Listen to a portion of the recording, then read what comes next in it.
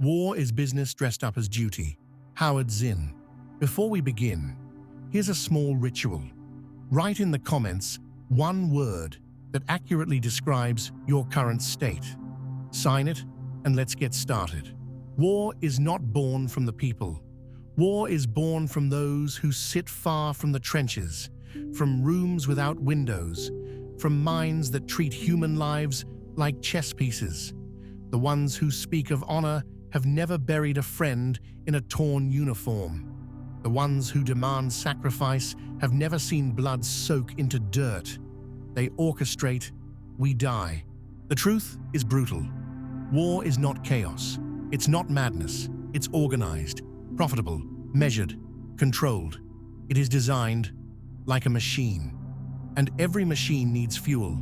That fuel is you, your belief, your body, your silence, and most of all, your consent. Because the greatest weapon of war is not the gun. It's the mind that agrees to pick it up. They convinced you this is noble, that you owe them your life, that your death would mean something. But who told you that? Who benefits from your body in the mud? Who profits from your blood soaking the flag? Every empire speaks of freedom while chaining its people with glory. And the worst part? We believed it. We were raised with images, statues, songs, graves. They told us, protect, defend, sacrifice. Not once did they ask, who am I doing this for? Not once did they say, you don't have to. Instead, they taught us to be proud of dying. Dying for something we never chose. That's not honor, that's programming. The war continues, not because it must. It continues because minds remain captured, because we believe we should, because we haven't questioned the contract. Every war needs soldiers, but before that, it needs agreement. Not just on paper, in the psyche, in the gut, in the identity, and they know how to get it. Fear, loyalty, shame. If you refuse, you're weak. If you question, you're a traitor. If you break, you're forgotten. So you sign. Not always with ink. Sometimes with silence. Sometimes with silence louder than any oath. What if I told you that every war starts long before the first shot? That it starts in childhood, in history books, in family pride, in the stories told around dinner tables. We are shaped to accept the battlefield long before we step on it. This is not fate. This is design. And once you see that, something cracks. The illusion breaks. The uniform starts to itch. The anthem starts to feel hollow. Not because you hate your people, but because you start to realize loving your country and dying for the system are not the same. You weren't born to serve death. You were born to live with truth. And truth is, they lied to you, repeatedly, skillfully, through generations, and now you bleed for them. You wake up in pain for them. You bury friends for them, and they keep counting profits. The war is not just in the trenches. It's in the mind. And until we see how deep they got into us, it will never end. Because as long as the belief lives, the battlefield stays open. Not out there. Inside. This is not weakness. This is awakening. This is not betrayal. This is reclaiming. The moment you start asking, who decided this is necessary? You're no longer their weapon. You're free. Not safe. Not certain. But finally, free. The most dangerous war is not the one with missiles, it's the one inside your head, and they've been fighting it for decades, against you. Not with violence, with words, with images, with slow, careful persuasion. You were never asked, you were told, subtly, repeatedly. And now, you believe. You believe you owe something, that your sacrifice means peace, that without you, everything collapses. But who planted that belief? Psychologists have shown it clearly. Beliefs are not truths. They're mental programs built through repetition, fear, and authority. The mind absorbs what it hears often, especially when afraid. That's not weakness. That's biology. That's how soldiers are created. Not trained, but shaped. And the earlier it happens, the deeper it settles. They don't need to threaten you. They just need to convince you. And they did. When you hear enough times that you must defend, you stop asking why. When you hear that dying for a flag is heroic, you stop checking who's holding the flag. And when everyone around you agrees, questioning becomes dangerous. That's how consent is engineered. Not with force, with belonging, with guilt, with pride. There's something you need to know. Every soldier signs, in some form. Maybe with ink, maybe with silence, maybe with the quiet belief that they have no choice. But the system always waits for you to agree. Even when they don't say it out loud, they still need you to nod, to stay quiet, to believe. That's the trap. That's the contract. And most don't even know they've signed. If you're hearing this and something inside you shifts, you're not alone. If this truth burns in your chest, it's supposed to. You've been used, and now it's time to take it back. If you feel that this is about you, subscribe to the channel. The more of us hear this truth, the harder it becomes to silence it. And check Telegram. That's where the raw truth lives. The part they don't want public. That's where we don't speak in code. And if these words hit home, write in the comments, "I no longer run from pain." Let's see how many of us are ready for truth. Let's see how far this can go when we say it together. They built an entire world where dying for someone else's interests looks like purpose. They wrapped obedience in flags. They sold silence as honor. And you believed because they made it look sacred. But belief is not the same as truth. And the moment you begin to separate them, you start waking up. And when you wake up, there's no going back. You'll start seeing things others miss. You'll hear the manipulation in the speeches. You'll feel the trap in the pride. You'll know that behind every "you must," there's always someone who benefits. And it's never you. This isn't about hating anyone. It's not about politics. It's about reclaiming your mind, reclaiming your body, reclaiming your soul from systems that fed on your loyalty and called it virtue. You don't owe them anything. Not your life, not your silence, not your belief. And the sooner you see that, the sooner you become untouchable. War has never been random. It's not a reaction, it's a strategy. Throughout history, wars have appeared where resources needed to be seized, borders redrawn, populations controlled. But behind every front line, there was always something deeper, a narrative, a story fed to the people, a purpose assigned to the killing. Without it, no war survives. No one picks up a weapon just to die. They must believe it matters, and that belief is engineered, carefully, deliberately, through systems that understand your psychology better than you do. From childhood, you were conditioned, through textbooks, through films, through national rituals. You were taught that history is a series of noble wars, that bloodshed leads to peace, that there are good sides and bad sides, and you're on the good one. But no one asked you if that story made sense. No one explained that those who write history often sit far from the cost of it. The story wasn't yours. It was planted. And when enough people believe it, it becomes a weapon more powerful than any bomb. Mass psychology confirms this. In every major war, the population first had to be primed. Psychologists studying propaganda from the past century found the same tactics used again and again: repetition, emotional triggers, enemy creation, moral justification. And once the belief is internalized, it becomes self-policing. You start to shame others for not believing. You begin to attack anyone who questions. The system no longer needs to control you. You control each other. That's why the war never truly starts with soldiers.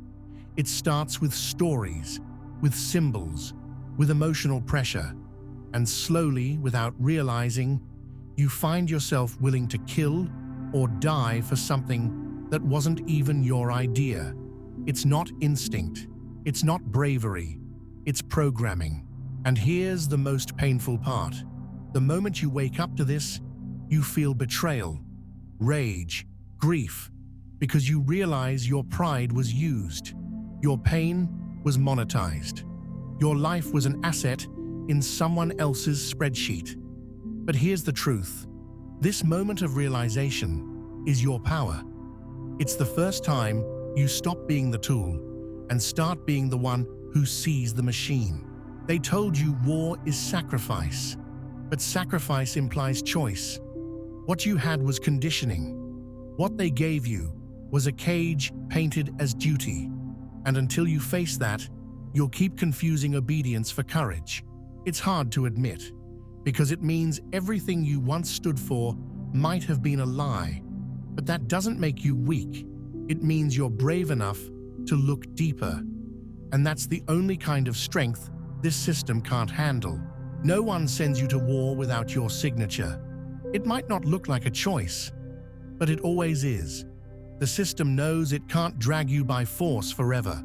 It needs your permission, and it knows how to get it. Through fear, shame, pressure, through language like honor, duty, defense. But behind every uniform, behind every flag, there's a document, a contract. And on that contract is your name. Because that's how they make it legal. That's how they erase their guilt. You agreed, you signed. And even if you didn't fully understand, they count it as consent. But read the fine print. Look closely. Every system that calls for your life wraps it in false choice. You don't see the manipulation because it doesn't scream. It whispers. It tells you that real men don't hesitate. That silence is cowardice. That stepping back means betrayal. But those aren't truths. They're traps. And the moment you put pen to paper or choose not to resist, they have you. People think the army just takes whoever they want. But that's the lie. There's always a paper trail, always a form, always a moment where you're asked to say yes, directly or through silence. Because once you say yes, everything after becomes your responsibility. They know this. That's how they protect themselves, and that's why they push you to agree, even if that agreement is built on false information. The war survives on signatures, not just literal ones, but emotional ones. The silent contracts in the mind, the belief that you must, that there's no other way, but there is. There always was. You just weren't supposed to see it. The most painful truth is this. The war continues because you believed it had to. Not because you wanted it, not because it made sense, but because someone convinced you it was the only way. And when an idea is repeated enough times, especially during fear or loss, the brain stops questioning. Neuroscience shows that the mind clings to familiar beliefs to survive chaos. Doubt becomes dangerous, and in war, clarity becomes rare. So people choose certainty, even if it kills them. They gave you a role, the hero, the protector, the martyr, and you played it because no one offered another script. But roles are not identities. They are costumes worn to survive a system that punishes questioning. You weren't born with a duty to die.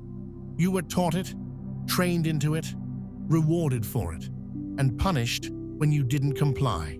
The shadow you fear inside, the part of you that hesitates, that resists, that wants to run, that's not weakness. That's the part of you that still remembers truth, the part that hasn't been fully broken. In Jungian terms, the shadow isn't evil, it's repressed truth. And when you ignore it, it grows stronger in the dark. But when you face it, you reclaim yourself. This is not just psychological, it's structural, it's global. Every war uses the same psychological scaffolding: identity confusion, fear amplification, reward for obedience. And every time, people fall for it. Not because they're stupid, but because the system is designed to be invisible. Now you see it. And that means it's already losing control over you. The moment you begin to see through the illusion, everything shifts. You stop reacting and start observing. You start asking questions that make others uncomfortable, because deep down, they've avoided them too. Who benefits from my pain? Who wins when I stay silent? What if the war is not for us, but on us? These are not rhetorical questions. They're keys. And once you hold them, you stop being a pawn. You become a mirror the system can't look into. Escaping the cycle doesn't mean becoming passive. It means becoming conscious. When you see that the battlefield was designed, you stop running across it blindly. You learn to step back, to choose. That's the real rebellion. Not rage, not violence, but awareness. And from that awareness comes power. Quiet, steady, unshakable power. The kind they can't touch, because it's no longer plugged into their narrative. So how do you start? With honesty. Not dramatic, not poetic, just brutally clear honesty. Ask yourself out loud, what have I agreed to without knowing it? Write it down. Every belief, every phrase that was fed to you, examine it. Where did it come from? Who said it first? Who profits from you holding it? This is not philosophy. This is psychological detox. And it's painful because it means realizing that parts of you were never really you. They were installed. Next, feel. Not think, feel. Sit with the discomfort. Let the grief come. Let the betrayal sink in. Your body remembers what your mind denied. The tight chest, the shallow breath, the numbness. It's all signal. And you don't need to fix it.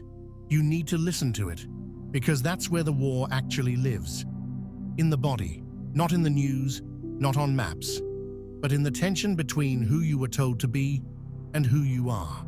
Then, speak, not necessarily to others, but to yourself, to the silenced parts within. Give them language, give them space. The coward, the deserter, the one who said no. These are not flaws. These are the last alive parts of you, the ones that didn't give in. Start a conversation with them, not to control them, but to hear them. That's shadow work in its rawest form. Integration, not elimination. And finally, act, slowly, deliberately. Maybe it's not enlisting. Maybe it's speaking out. Maybe it's refusing to lie one more time. Maybe it's just choosing rest over guilt. The act itself doesn't have to be loud. It just has to be yours. Authentically, unapologetically yours. That's how you break the chain. One real choice at a time. There's one truth they never wanted you to hear. One key that unlocks every invisible cage they built around your life. It's simple, brutal, and liberating. There is no obligation without agreement.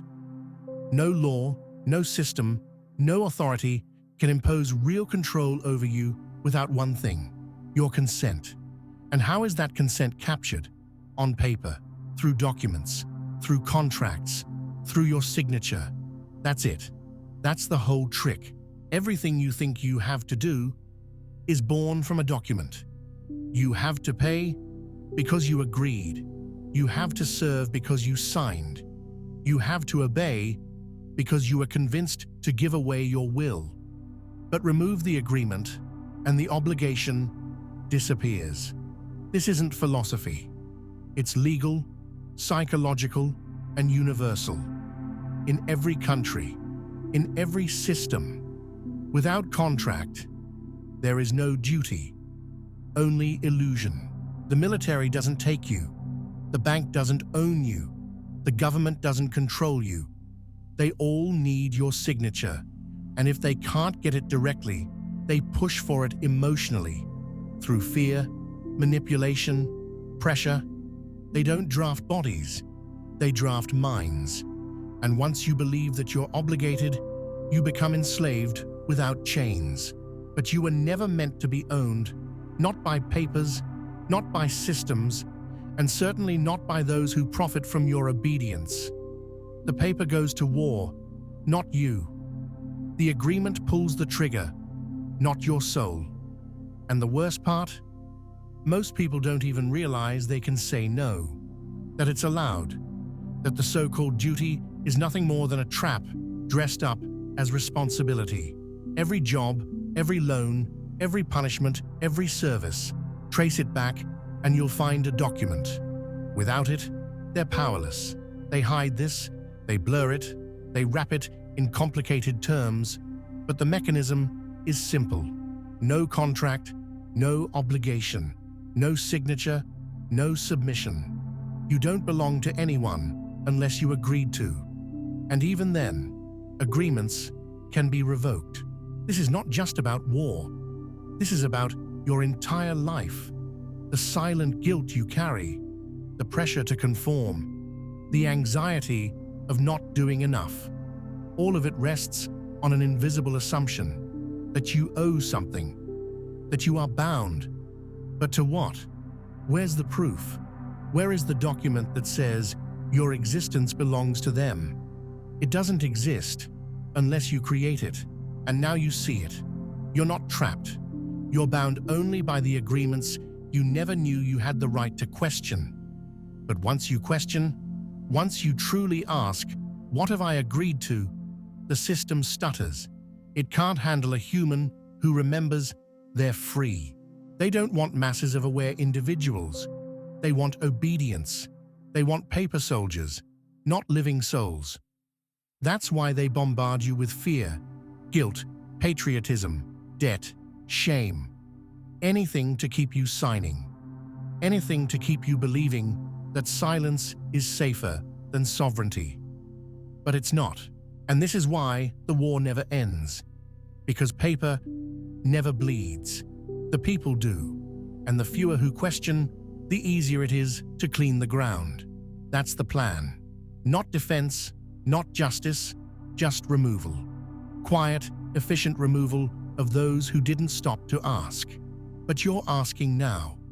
And that means you're no longer in their game. You've stepped out. You've seen the strings. You know the script. And now you choose. That's not rebellion. That's clarity. And clarity, once seen, cannot be unseen. If these words shifted something in you, subscribe to this channel. Let the algorithm deliver truth instead of distraction. And join the Telegram. That's where we speak without filters, without masks, without fear. If you're ready to face your own shadow, write in the comments, "I accept my shadow." Write it not for me, but for yourself. As a marker, as a turning point, as a quiet but powerful rebellion. This was never about destruction. It was always about waking up. This is only the beginning, but now you know where to look. And more importantly, you know you were never bound.